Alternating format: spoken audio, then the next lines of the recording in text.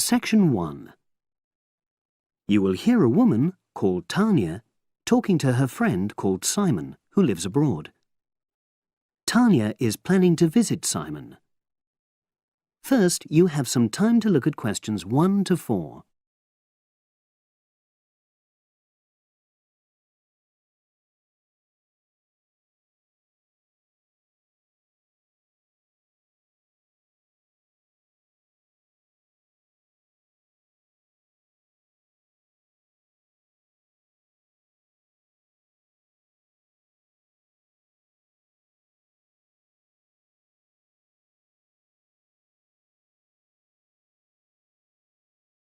You will see that there is an example which has been done for you.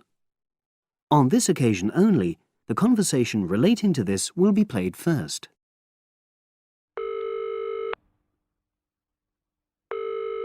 Hello?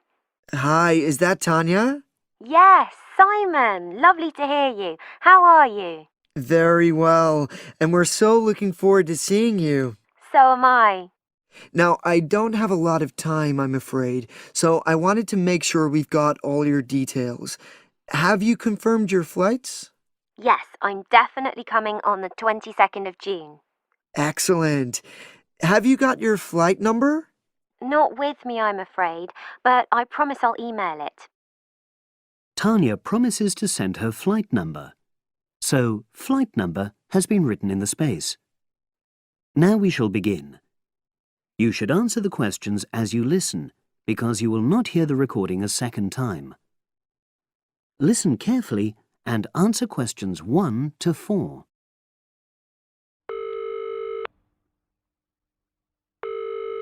Hello? Hi, is that Tanya? Yes, Simon. Lovely to hear you. How are you? Very well, and we're so looking forward to seeing you. So am I. Now, I don't have a lot of time, I'm afraid, so I wanted to make sure we've got all your details. Have you confirmed your flights? Yes, I'm definitely coming on the 22nd of June. Excellent. Have you got your flight number? Not with me, I'm afraid, but I promise I'll email it. Let me make a note of all this. Yes, do, because one of us will try to come and collect you from the airport if we can. I presume you'll be coming into Terminal 1? I don't know. I'll have to find out which one it is. Yes, you must. We don't want to be waiting at the wrong one. But hang on, I'll be arriving at about lunchtime, and that'll mean you have to take time off work to pick me up. You really mustn't do that. Look, we're not all that busy at work, and if there's a problem, I can text you when you arrive, and you can take a taxi. Okay. There's a really good company called Pantera. Can you spell that? It's Pantera. They have a stand at the airport. You can't miss it, and they're really reliable. Great, thanks. How far are you from the airport? About 40 minutes. And you're near the city centre, aren't you? We're east of it, actually. Don't tell the driver city centre because you'll really get caught up in traffic. Okay, and I'll make sure I carry your address with me. Now, have you got my mobile, cell phone number? Yes, you sent it last month.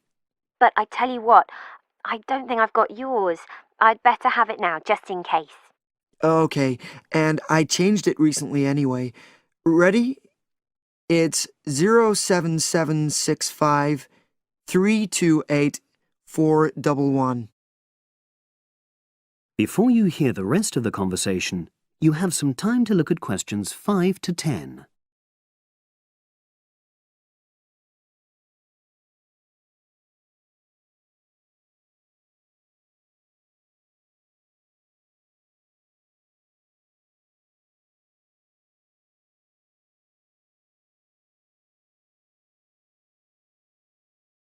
Now listen and answer questions 5 to 10. Thanks. Now, what should I pack? Well, all the usual, casual clothes mainly. Though you'd better bring an evening dress. We'll be having at least one fancy dinner in a hotel restaurant. Okay, now, when you're coming, unfortunately the weather is not going to be brilliant. I know, it's the rainy season. I'm bringing an umbrella. Ah, we have tons of those, so don't pack one. But pack a raincoat, a good one, 'cause we'll try and get out for plenty of hikes. Okay, sure. Sounds super. Just what I love. And I'd better remember to pack my sturdy walking shoes. Excellent idea. It's pretty rugged round here, so they have to be tough. I can imagine. I'm so looking forward to getting out. Oh, Simon, before I forget, you recommended I read a book about your area. Yeah, What was the name again? I'd like to read it to get an idea of the history, etc. it's called Mountain Lives, and it's... Hang on, I'm just writing it down. Okay, and it's by Rex Campbell. great. I'll try and get hold of that. Well worth it. Now, the really important things are gifts. Oh, don't worry about that. Just bring yourself. I know, but I'd like to get something for your parents. What about Janice? I know she loves English tea. Oh, that's very kind, but she's not drinking so much of that these days. But she'd love some chocolate. You know her favorite. Oh, yes, that'd be nice. I'll do that. And Alec, is he still into racing? Ah, very much so. I was thinking of bringing a calendar, with horse racing pictures. What a good idea. He'd love that. Great. So that's about it, I think. Yes, I think so. So you'll send me your number again?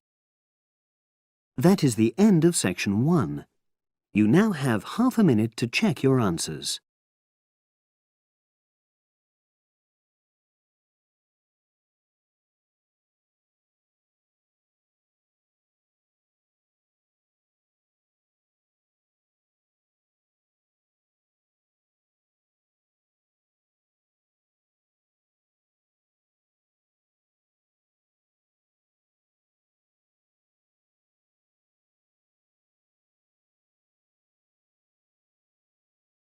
Now turn to section 2.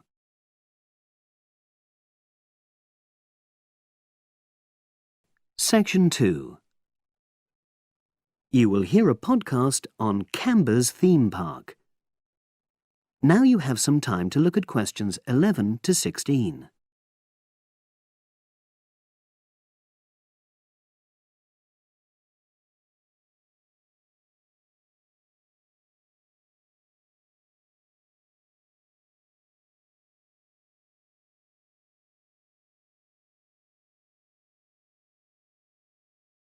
Now listen and answer questions 11 to 16. Welcome to Camber's Park podcast. In the next few minutes, I'll tell you a little about the park and the amazing things we have to offer. We like to think that Camber's offers more than other theme parks.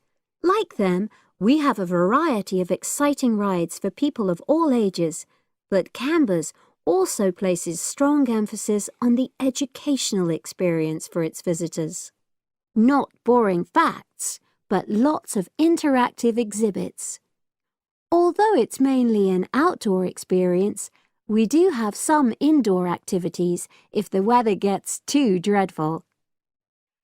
The park's got a lovely, well-established feel, set in 80 acres of beautiful countryside, about 3 miles south of the tourist resort of Dulchester. The park was set up in 1997 by the Camber family, but then taken over by new owners in 2004, who have maintained the original vision of the Cambers. It has lots of old trees, hundreds of flower beds, and a gorgeous lake. Cambers has over 45 different rides, exhibits, and arcades. All but one of these is free once you've paid your entrance fee. We charge a small fee for our newest ride to reduce the length of the queues. You don't pay anything for parking. A family ticket for a family of 4 works out at about £8 per person, which is amazing value. Full details of current prices are shown on our website, along with full details of rides, etc., and directions for getting to us. We also have a number of special offers. For example, if you live locally, why not join our Adventurers Club, which entitles you to 50% off ticket prices all year round, and a special lane for all rides and exhibits, which means you don't have to wait to get into any part of the park. See the Offers tab on the website. We've recently added a number of new exhibits to the park, and we're particularly proud of our Future Farm Zone, which houses over 20 different species of animals, from chipmunks to dairy cows. The emphasis is on getting near to the animals. All of them can be petted, and you can buy food for feeding the animals. Many of our younger visitors say that this is the high point of their visit. And speaking of food, don't let the animals have all the fun. We have a total of 7 different catering outlets on the site. We're open 10 to 5:30 all year round, and cold drinks and snacks can be bought at any time during opening hours. And hot food is available most of the day in the Hungry Horse Cafe from 11 until 5, just half an hour before closing time. Now you have some time to look at questions 17 to 20.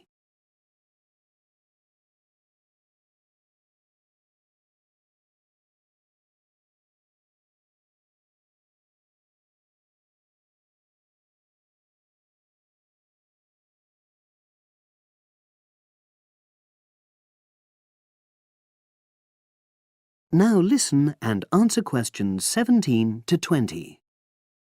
Now we want all our visitors to have an exciting time when they come to the park, but our first priority must be safety. Parents and guardians know their children's behavior and capabilities, but here at the park we have set certain conditions for each of the rides to ensure that all visitors get the maximum enjoyment out of the experience and feel secure at all times. There are 4 major rides at the park. Our newest ride is the River Adventure, which is designed to reproduce the experience of whitewater rafting. No amount of protective clothing would make any difference, so only go on this ride if you're prepared to get wet. Children under 8 can go on this ride, but all under 16s must have an adult with them. Not all of our rides are designed for thrills and spills. Our Jungle Gym roller coaster is a gentler version of the classic Loop-the-Loop, specially created for whole family enjoyment, from the smallest children to elderly grandparents, suitable for all levels of disability and health conditions. Carriages have comfortable seating for up to 8 people with safety belts for each passenger, which must be worn at all times. Sit back and enjoy the scenery. One of the best established and most popular of Canberra's rides is the massive swoop slide. Whiz down the polished vertical slide 9 meters in height and scream to your heart's content. There are no age or height restrictions. Be careful though, you must have on long trousers so you won't get any speed burns. And then there's the famous Zip Go-Kart Stadium with 16 karts, 8 for single drivers and 8 for kids preferring to ride along with mum, dad or carer. Take part in high-speed races in our specially designed Formula One style karts, but no bumping other karts, please. All riders must be above 1.2 meters because they have to be able to reach the pedals, even in the shared karts. Full details of all safety features are available on our website at www.camberspark.com. So come and make a day of it at Canberra's theme park.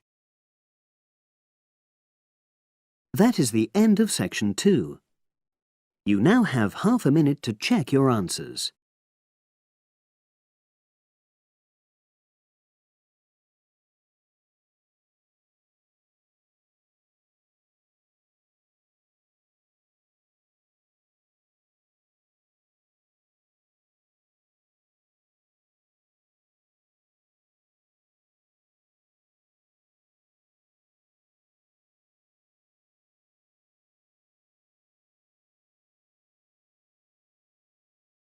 Now turn to Section 3.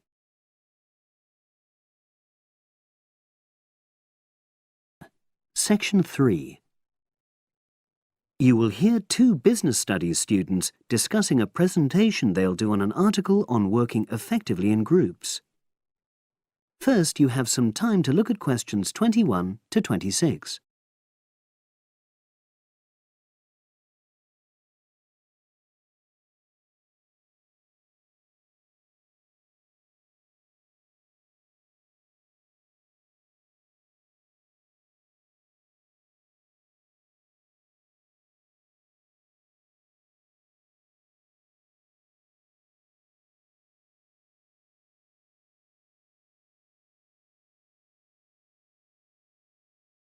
Now listen and answer questions 21 to 26.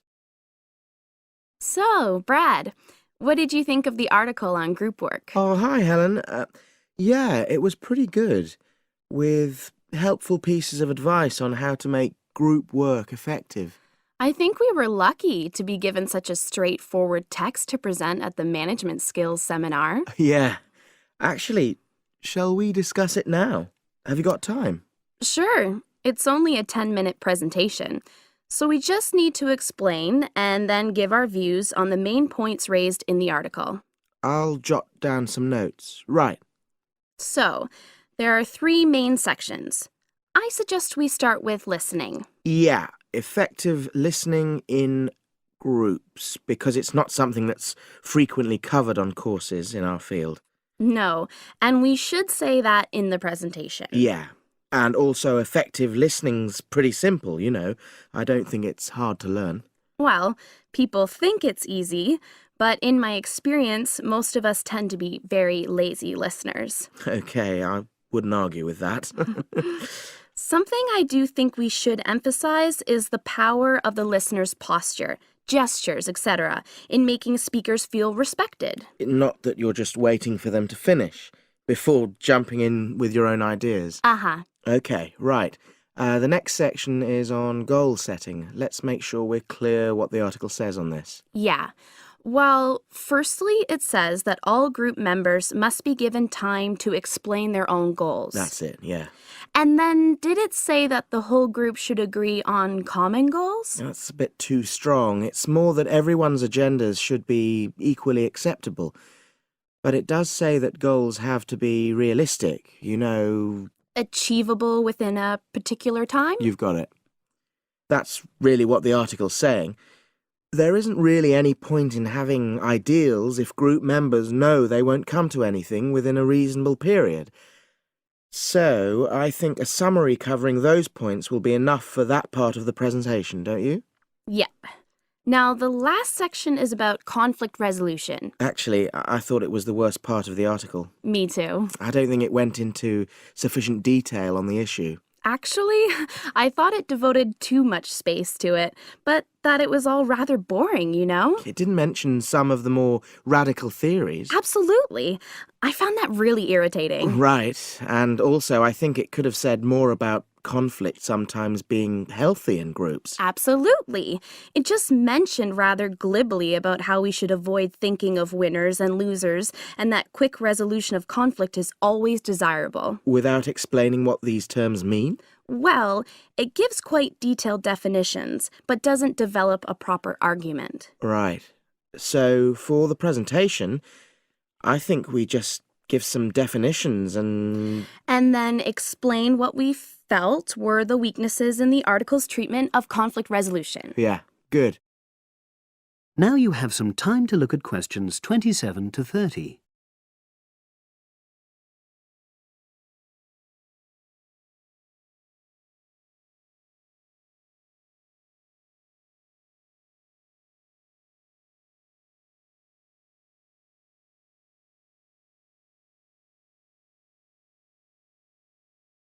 Now listen and answer questions 27 to 30. So, let's think about what we have to prepare for the actual presentation. Well, I suppose we'll use PowerPoint. but I'm hopeless at using it, especially if it has any visuals. I really have to look into doing a course on it because I know I'll need it in the future. Don't worry, I'm quite happy using PowerPoint, and I'll put it together when everything else is ready. That's a relief. But yes, do that later. Okay. Now, I heard the tutor saying we have to include some well-chosen quotations from the article. I'm not sure if we do. I'll email him to find out. No need, I can just have a look at the specs he gave us when he set the task. That'll be quicker. But the tutor definitely said we have to prepare a handout to go with the talk. I'm not really sure how we do that. Sarah did one last year. Who's she? She's doing the same option as me on marketing. I'll ask her advice on what to include. Great. So that just leaves the bibliography at the end. I suppose it'll mainly be articles. Yeah. So we'll just look on the web, and we can leave that till later. But we've been advised against that. Well, we could have a look through some journals in the library. I think we should start by looking through module handbooks. I think that'll give us some good leads. Yeah, you're probably right. So that's all the topics. That is the end of section 3. You now have half a minute to check your answers.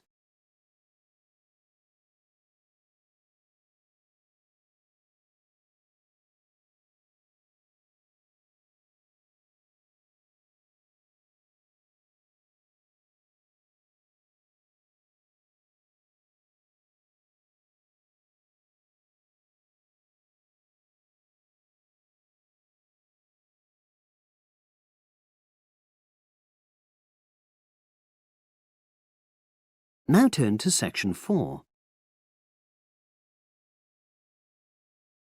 Section 4.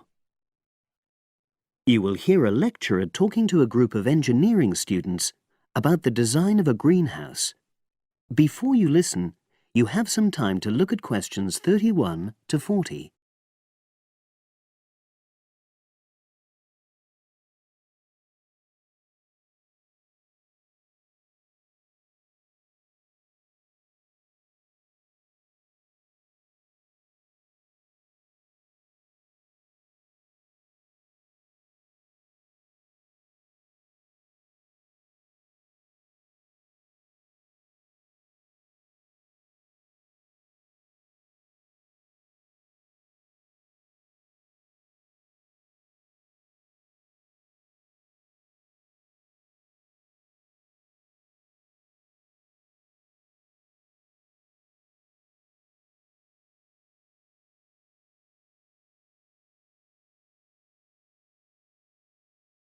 Now listen and answer questions 31 to 40.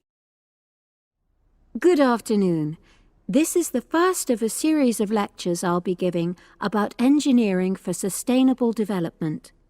I'll be presenting examples of engineering projects from a variety of contexts, and today I'm going to talk about a project to design a new kind of greenhouse for use in the Himalayan mountain regions.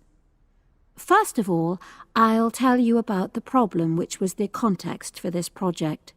In the Himalayan mountains, fresh vegetables and other crops can only be grown outside for about 90 days during the summer, because the altitude of the region is around 3,500 meters, and because the rainfall is so low. In winter, temperatures fall below minus 25 degrees centigrade, so fresh vegetables have to be imported. They arrive by truck in summer or by air in winter, which makes them expensive. Local people rely on dried leafy vegetables and stored root crops during the winter, and rarely eat fresh vegetables. But despite the sub-zero temperatures, the skies over the region are cloudless, and there are over 300 sunny days per year. So, an engineering solution was needed to exploit the sun's energy and protect locally produced plants from freezing during winter. And in fact, there had been programs in the past to provide greenhouses, but these were unsuccessful. The greenhouses weren't adapted for local conditions, so they tended to fall into disuse. So, a few years ago, a project was initiated to design a better greenhouse, one which would meet the criteria for sustainability.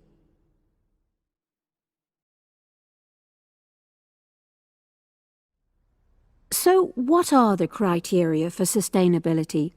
Well, first of all, the new greenhouse is designed to be relatively simple, so construction is cheap. Locally available materials are used wherever possible.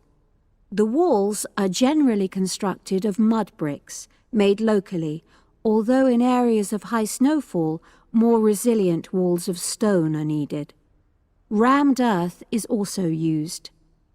The main roof is generally made from locally available poplar wood, with water-resistant local grass for the covering. In addition, the construction and maintenance of the greenhouse is done by local craftsmen, so local stonemasons are employed to build the greenhouse walls, and specialized training is provided for them wherever necessary. Then, the greenhouse is designed to run on solar power alone. There's no supplementary heating. And lastly, families are selected to own one of the new greenhouses with great care. They have to have a site which is suitable for constructing it on. They also have to be keen to make a success of using it, and also to share the produce with the wider community through sale or barter. Potential owners are taken to see existing greenhouses before they make a final decision about having one. So, those are the features which make the project sustainable. And now, I'll briefly describe the design of the greenhouse. The greenhouses are orientated very carefully along an east-west axis, so that there's a long south-facing side. The transparent cover on the south-facing side is made from a heavy-duty polythene, which should last for at least 5 years. On the inside of the greenhouse, the walls are painted. The rear and west-facing walls are black to improve heat absorption, but the east-facing wall is white to reflect the morning sunlight onto the crops inside. Finally, there's a door in the wall at one end, and vents are incorporated into the roof, the door, and the wall at the other end, to enable control of humidity and prevent overheating. I'll turn now to the benefits which have resulted from the introduction of these new greenhouses. These benefits are of various kinds, but for now I'll just mention the social benefits. First of all, people who own a greenhouse gain social standing in their communities because they provide vegetables for the wider community, for regular consumption as well as for festivals, and they also earn income. Secondly, because in rural areas it is women who usually grow the food, the greenhouses have increased their opportunities. They bring the benefits of improved nutrition and increased family income from the sale of surplus produce. And thirdly, as a result of their improved financial position, some families can now afford to educate their children for the first time.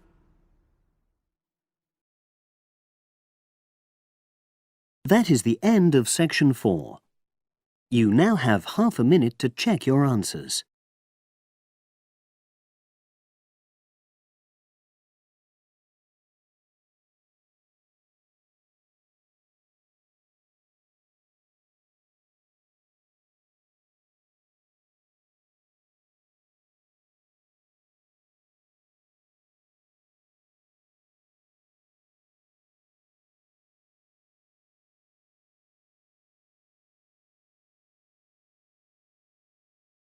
That is the end of the listening test. You now have 10 minutes to transfer your answers to the separate answer sheet. Copyright Pearson Education Limited 2011.